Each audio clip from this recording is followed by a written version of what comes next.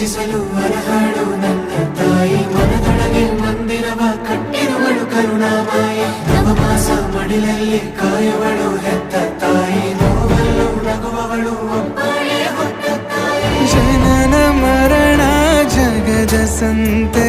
ಅದಕ್ಕೂ ಮೀರಿನಿ ಬೆಳೆದು ನಿಂತೆ ಕರುಣೆ ಸಹನೆಯ ಮೂರ್ತಿಯಂತೆ ದೇವರಿಗೂ ನೀ ಸ್ಫೂರ್ತಿಯಂತೆ ಅದೃಷ್ಟವು ನನ್ನ ಪಾಲಿಗೆ ನಿನ್ನ ಕಂದನು ನಾನಾಗಿ ಹೇ